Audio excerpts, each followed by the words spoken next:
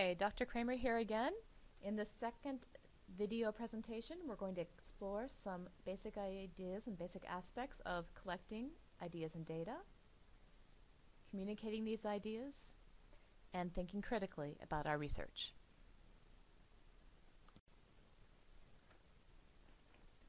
This slide has the learning outcomes for the module, which as you can see correspond to the three basic elements of the research process that we'll be talking about in this presentation.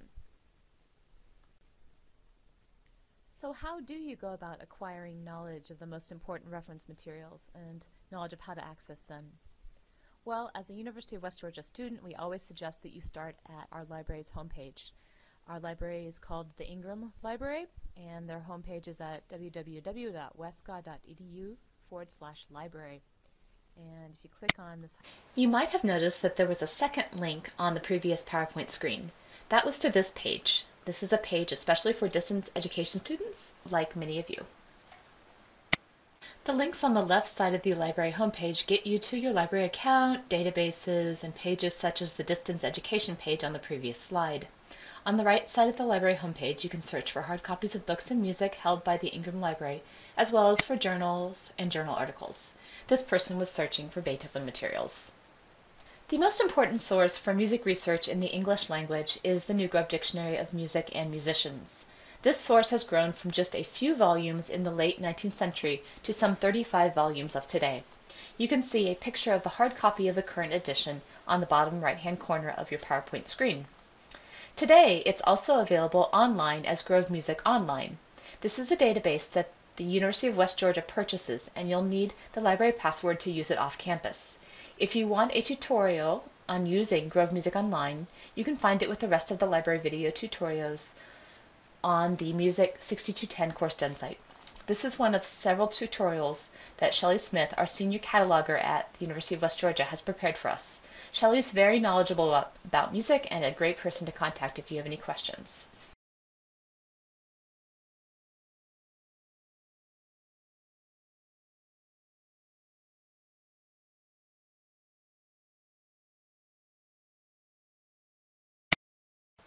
And this slide shows you a screenshot of one of those library tutorials with Shelley Smith's picture up in the top left. Shelley's a really great person and always willing to help.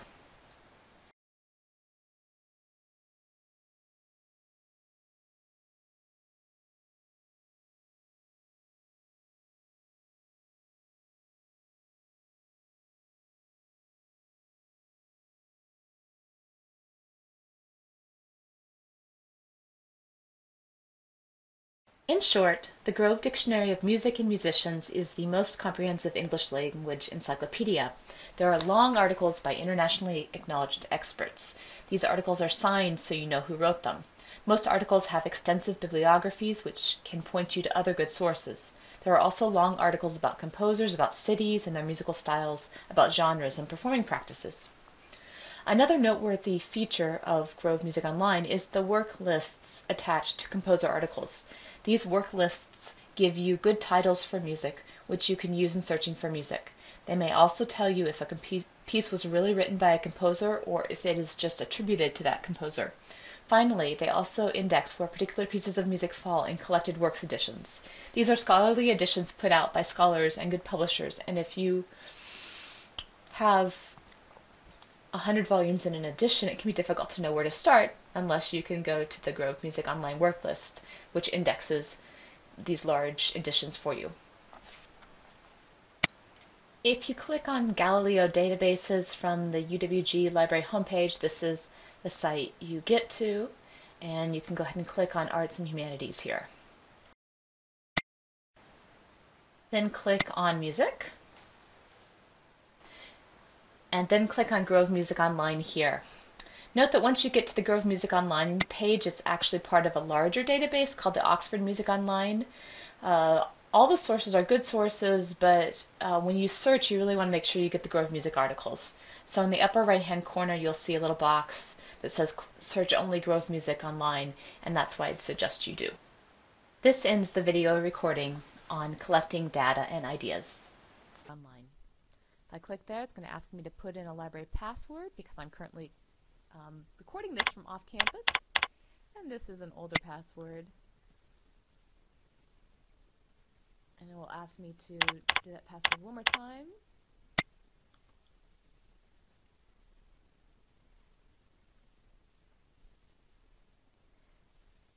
And then it gets me to the homepage for Oxford Music Online.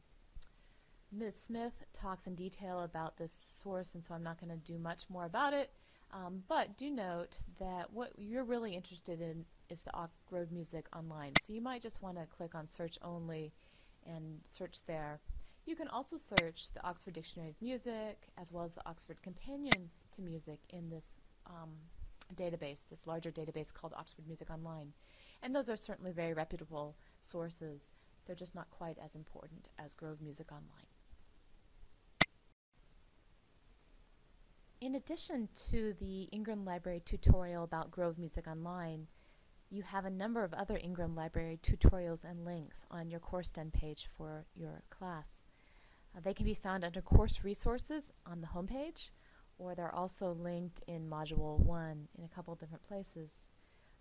I have them listed here on the PowerPoint. You can see Shelley Smith telling you about the music research guide that Ingram Library houses, as well as how to search the Ingram Library catalog, and also how to use the quick article search from the homepage of Ingram Library. That was that part of the screen of the homepage, the right 2/3, where you could actually click on article and then search. You're doing a quick article search. This is a great way to start basic research. I would note that it doesn't search Grove Music Online, and also you're going to get a wide variety of types of materials, not all of which are peer-reviewed articles from journals, not all of which are full-text articles, meaning not all of which you can click on and immediately get the whole article. And so it's a great place to start, but if you have an idea about what you're doing, I'd certainly encourage you to go to Grove Music Online or some of the other databases that we'll talk about in future video presentations and modules. Sometimes in looking at Grove Music Online or at other sources, you'll find a resource that we can't get, or I should say that isn't housed by the Ingram Library at the University of West Georgia. In that case, as a UWG student, you are allowed to borrow books from any other University System of Georgia library. And there's a catalog that will help you find what these different libraries hold.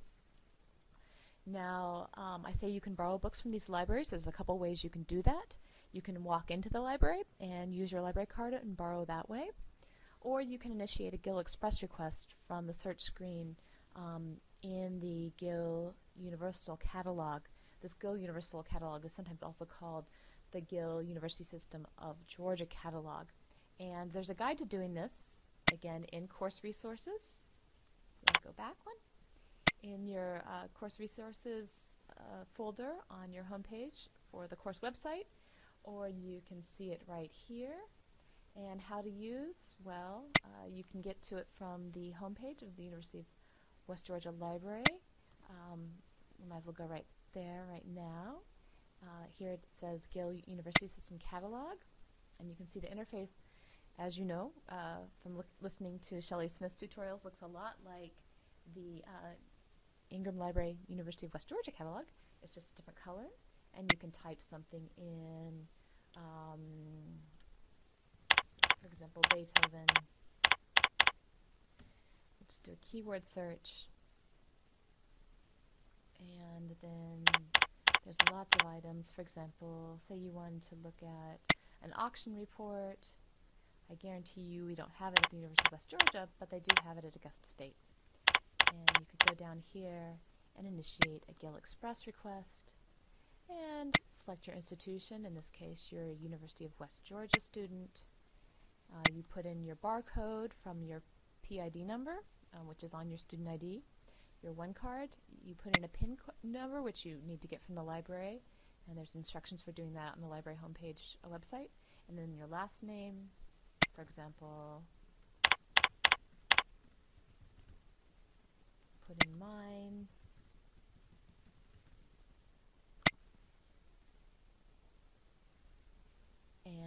take me to this screen. Yes, I want to borrow it. Okay. And then I would put in my barcode one more time. I don't need this item right now, so I'm just going to click out of it.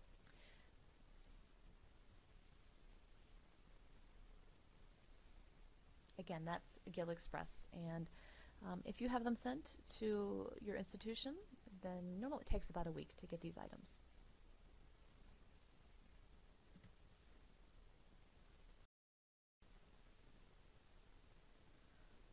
WorldCat is a fabulous source that you can also find on the homepage of the University of West Georgia Ingram Library website. You can search for it under Find Books or Articles and just look for the catalog that says WorldCat. Of course, it stands for World Catalog, and it is a catalog of the collections of many, many libraries throughout the world. This is the catalog, actually, that music catalogers use and other catalogers use to decide how to put in the citations in the catalog. WorldCat can be helpful in a lot of different ways. Number one, you might find a really interesting looking source in Grove Music online in the bibliography for a composer article that you want to look at. You search the Gill Universal Catalog, you search the Ingram Library Catalog, can't get it from the University System of Georgia. You put that item into WorldCat and you might find it. You might even find it somewhere in Georgia, say in Atlanta at a private school. You might even be able to walk into that private school's library and at least take a look at the source. WorldCat also can be very helpful in that Interlibrary Loan will look for items that you find for them on WorldCat. And we'll talk more about WorldCat and Interlibrary Loan in future sessions. Suffice it to say that Interlibrary Loan isn't free. The university does have to pay for it.